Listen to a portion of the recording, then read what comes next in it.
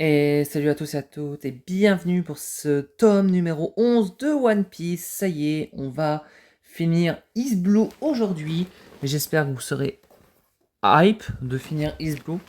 Bien évidemment, avant de commencer ce tome, j'ai vu que vous avez apprécié le tome 10 et 9 de One Piece. Je vous remercie. Et on va commencer avec le tome 11 où on va repartir sur Arlong. Oui, parce que ça va être la fin de Arlong Park normalement, où en fait Arlong et Luffy s'affrontent en homme à homme, poisson contre humain, fruit du démon contre non fruit du démon. Et oui, on a notre petit Usopp qui a dit Pfiou, m'a fait peur. Bah, tu m'étonnes, Usopp. Mais au moins, au dernier tome, Usopp a été un peu grotesque dans sa manière de faire. Et on remercie Usopp de s'être bien débrouillé. Bon bah du coup il utilise déjà sa mâchoire. Bon bah Luffy esquive sa mâchoire parce que bon, j'avoue que sortir ses dents ou les dupliquer c'est un peu chelou quand même. Quand est-ce que tu vas te décider à te battre sérieusement? Bah ouais, mais bon, Luffy, il esquive, hein. C'est... Comment veux-tu que sa mâchoire de d'Arlong, c'est se battre sérieusement? Et du coup, bah limite, il a absorbé la mâchoire d'Arlong. Trop fort. Mais je crois que il duplique ses mâchoires, donc c'est un peu marrant à voir. Bon, du coup, il utilise son fruit du démon, comme je vous l'ai dit, le fruit de l'élastique, du caoutchouc, le gum-gum. Du coup, on a Arlong qui saisit Luffy, Luffy qui le mord, bon, ça part sur morsure. Et tout simplement, on a Luffy qui bah, se fait tout simplement mordre aussi par le bras, par Arlong. Finalement, Luffy lui fout un gros coup de poing dans son pif. Enfin, j'espère qu'on va battre cette petite raclure qui commence un peu à se la péter alors que c'est un homme poisson simple. Finalement, le petit Arlong n'en a pas eu pour son compte, j'ai l'impression. Et du coup, Usopp dit à Luffy qu'il est dans l'eau, Arlong. Bon, bah en même temps, l'eau c'est son état naturel. Bon, bah il est dans l'eau, tranquille, il observe Luffy, il va essayer de l'attaquer. Mais finalement, Luffy l'esquive et du coup, il a pointé son pif dans, bien évidemment, le sol. Et du coup, sans même se briser. Bah oui, son pif est très résistant, c'est un homme poisson. Du coup, bon, Luffy intercepte Arlong, même si c'est très compliqué parce qu'il a pris l'attaque du pif en plein fouet. Et du coup, ensuite, on a Luffy qui essaye d'esquiver Arlong et même ils vont aller sur les toits pour s'affronter. Finalement, ils arrivent dans l'endroit où Nami faisait ses cartes de navigatrice au service de l'équipage d'Arlong et Arlong sauce Nami en disant: Oh, c'est une vraie génie, avoue que ça serait du gâchis qu'elle mette son talent d'un service d'un équipage comme le vôtre. Ce stylo, il est couvert de sang. Et ça se voyait qu'Arlong maltraitait Nami parce que si déjà Luffy remarque que ce stylo avait du sang, c'est vraiment que il s'est fait plaisir le petit Arlong. Et du coup, Arlong prend Luffy dans ses filets et dit: De toute façon, tu vas mourir ici. Tu vois toutes ces cartes qu'elle a dessinées? C'est pour me servir moi et mes ambitions. Parce que j'ai beaucoup de projets pour Nami. Crois-tu vraiment pouvoir l'utiliser mieux que moi? Ouais, non, mais c'est carrément psychopathe, quoi, ce qu'il dit. Tu as dit utiliser? Comme si je devais te laisser faire pour utiliser Nami. Pas du tout. Et du coup, bon, bah, le combat s'accentue. On a quand même un combat dans l'endroit où Nami fait ses cartes, hein. Et Arlong dit à Luffy: Nami est ma partenaire. Elle me servira mieux que quand toi, elle te servira. Du coup, le combat s'accentue et même il détruit carrément la salle. Luffy détruit la salle où Nami a été torturé par Arlong. Profites-en, mon petit Luffy. Il faut quand même éliminer ce poisson-ci de malheur. Et Arlong va lui dire: Tu vas t'arrêter, oui? Tu commences à me m'énerver, petit bout de paille. Bon, j'avoue que c'est pas lui qui dirait ça. Et du coup, Nami pleure d'émotion parce que, franchement, elle remercie Luffy d'avoir détruit la salle bah, qu'elle a été torturée par Arlong. Parce que oui, t'imagines quand même qu'il y avait du sang sur le stylo. C'est vraiment que Arlong n'a pas été de main morte avec Luffy. Avec Nami, excusez-moi. Et on a Arlong carrément qui mord Luffy. J'ai l'impression qu'en fait, Luffy, c'est sa cacahuète, Arlong. C'est-à-dire qu'il a besoin de le mordre pour être apaisé. Et du coup, Luffy dit: C'est l'existence de cette pièce qui est à l'origine de tous ces malheurs. Je vais raser cet endroit, ainsi que ce foutu battement où elle a tant souffert. Gum gum. Oui, totalement. Et du coup, c'est à partir de là qu'on commence le prime de Luffy, où Luffy est tellement fort. Bon, fort, attention, il va glow up au fur et à mesure. Et du coup, bon bah voilà, Luffy détruit carrément les salles d'Arlong, bah carrément Arlong Park, quoi. Et dit à Nami, tu es ma partenaire, tu resteras avec moi, et tu m'aideras à trouver le One Piece. Totalement. Et du coup, Nami pleure vraiment d'émotion quand elle voit Luffy lui dire que c'est carrément sa partenaire. Attention, hein, sa partenaire d'aventure. Hein. Voyez pas un truc ambigu. Hein. De toute façon, Nami n'a pas de sentiment pour Luffy à ce moment-là. Et du coup, bah en fait, les habitants de Kokoyashi sont très contents de voir qu'ils sont libérés du règne d'Arlong Park. Et en fait, ça soulage un peu. Avec tout simplement le fait que Nami balance le rat mort. Oui, parce que bon, il sert à rien ce rat. Vous allez le voir une fois dans l'anime, c'est tout. Et du coup, ils font la fête et même, bon, Nami va célébrer près de la tombe de belle-mère et dit, même si tu m'aurais empêché de devenir pirate, moi, j'y serais pas le moins du monde. Et oui, parce qu'elle veut devenir vraiment pirate, même si déjà c'est une chapardeuse vu comment elle vole. On arrive avec bien évidemment un peu je trouve le père adoptif de Nami qui arrive et qui lui verse carrément une bouteille d'alcool en disant, dorénavant, nous ferons tout notre possible pour vivre la vie en plein régime et même le fait que il cite comme quoi Nami et Nojiko ont bien évolué en belles femmes.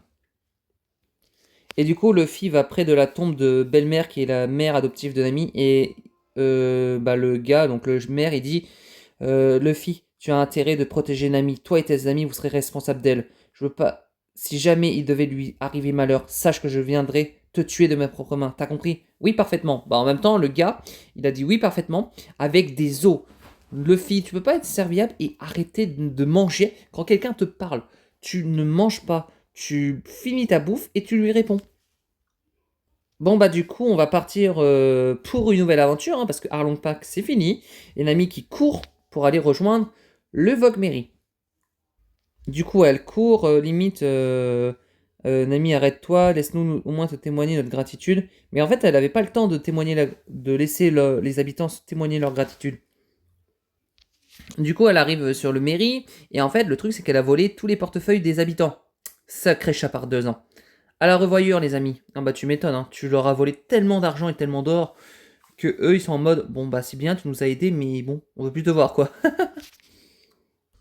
Et du coup, bon, elle a pas changé. Bah, tu m'étonnes, c'est toujours une bonne chapardeuse. Elle profitera de la moindre occasion pour nous trahir, hein. T'es la meilleure, Nami. Bah, en même temps, Sanji, c'est un peu le fanboy de Nami, quoi. Si Nami fait un concert à l'Opéra de Paris, c'est Sanji qui ira la voir pour lui dire Nami, chérie, c'est très bien. Tu as très bien fait l'opéra. Non, mais bien sûr. Il faut pas oublier que Sanji est un fanboy, quoi. Bon, voilà, Nami qui dit au revoir à tout le monde et à bientôt. Oui, à bientôt dans une nouvelle aventure, comme dirais-je. Vous allez voir qu'est-ce que ça va être. Et du coup, il y a Sanji limite qui lui fait de la drague en disant Nami, cette plantation de mandariniers, c'est la propriété de Nami, je ne laisserai personne l'approcher. Et du coup, Nami dit merci Sanji, c'est très gentil. Bah, tu m'étonnes, bah en fait, il est tellement amoureux d'elle qu'il va carrément faire tout pour Nami. Ça veut dire que si Nami lui dit Sanji, va sauter d'un pont, il va sauter d'un pont. Si, bon, quand même pas, mais si Nami dit Sanji, lèche-moi les pieds, il va me lécher les pieds. C'est incroyable. Bon, après, c'est Sanji, hein. Il ne ferait aucun mal aux femmes, il les respecte, et c'est une très bonne valeur. Bon, voilà. Et du coup, on a les primes. Et du coup, on avait déjà 3 primes. Donc, Baggy qui a 15 millions, donc Craig qui en a 17 millions, et Arlong 20 millions. Et en fait, je me rappelle que Luffy est à 30 millions à ce moment-là, et du coup est devenu le criminel le plus répandu de East Blue.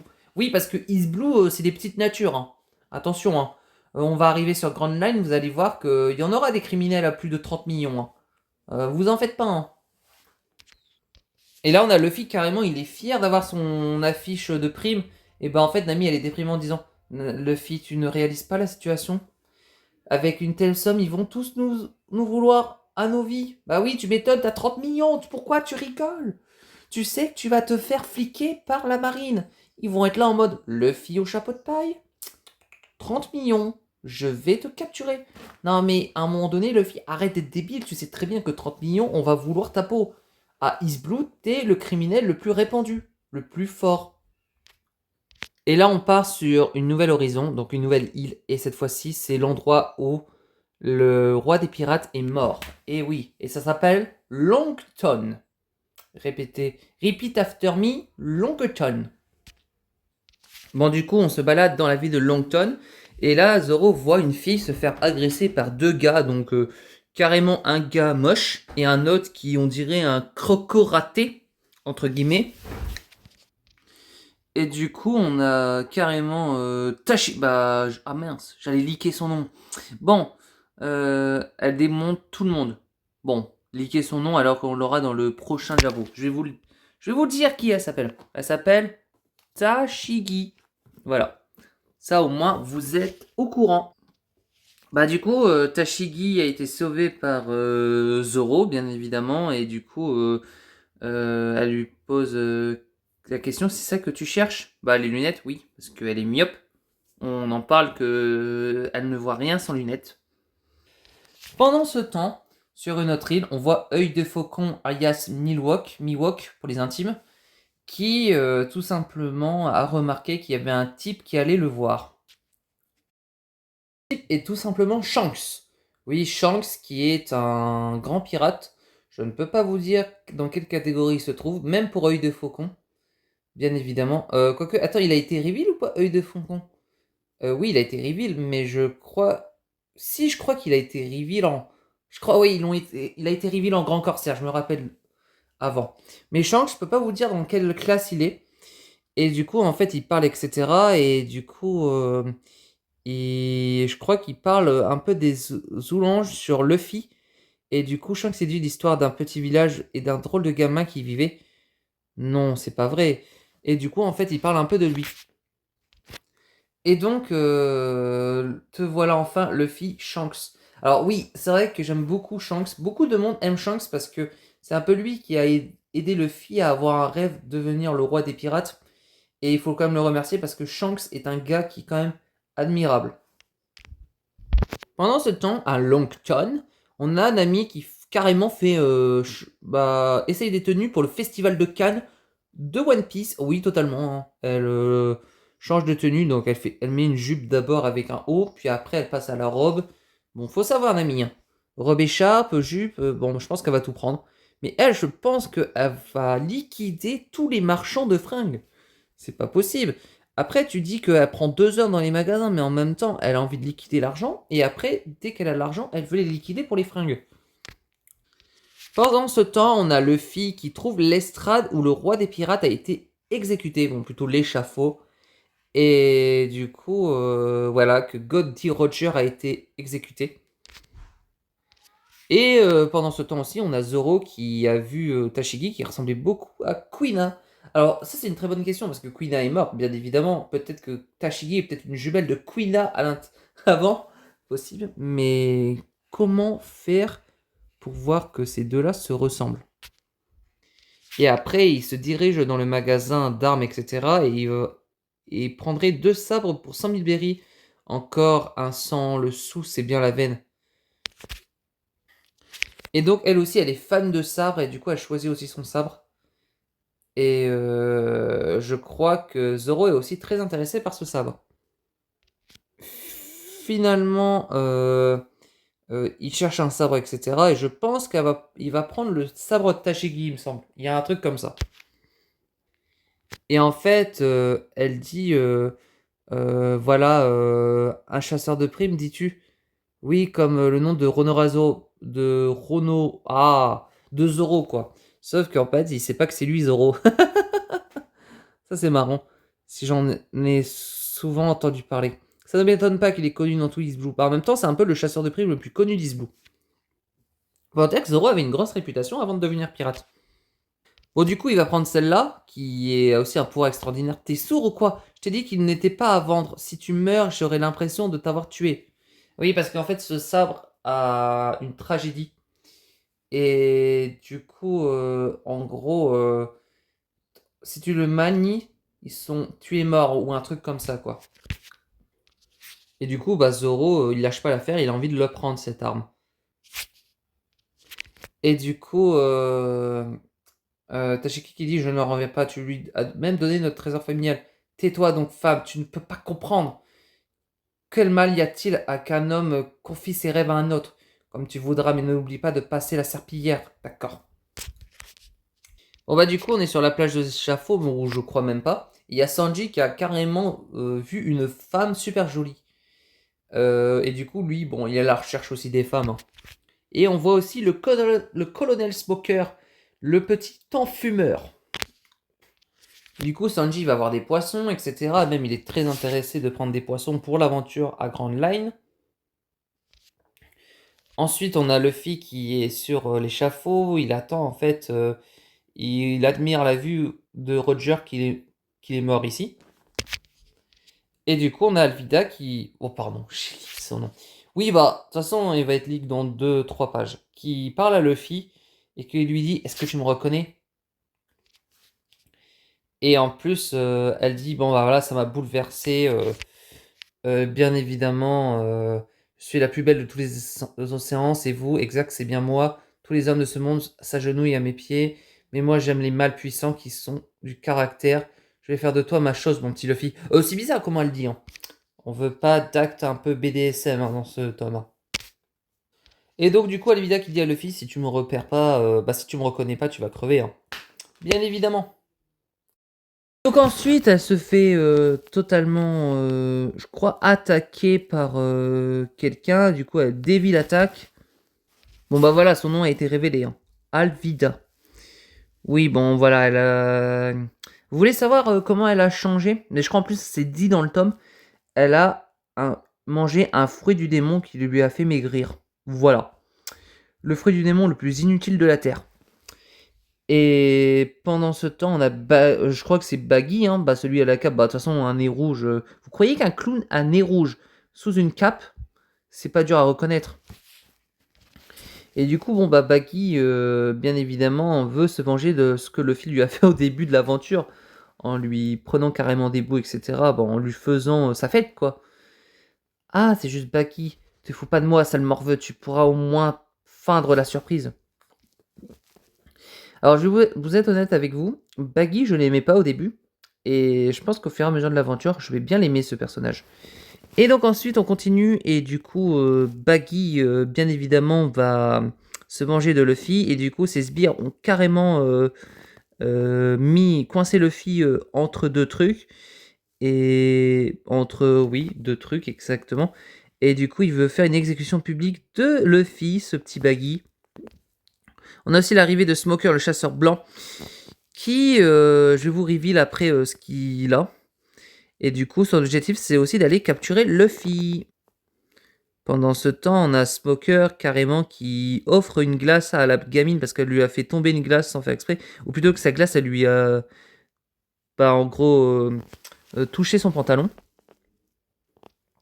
Pendant ce temps, Baggy crée son assassinat envers Monkey D. Luffy. Ah oui, parce que Monkey D. Luffy, bien évidemment, un D. Mais le D, je peux pas vous le dire tout de suite. Parce que à ce moment-là, je ne connais pas non plus énormément la signification du D.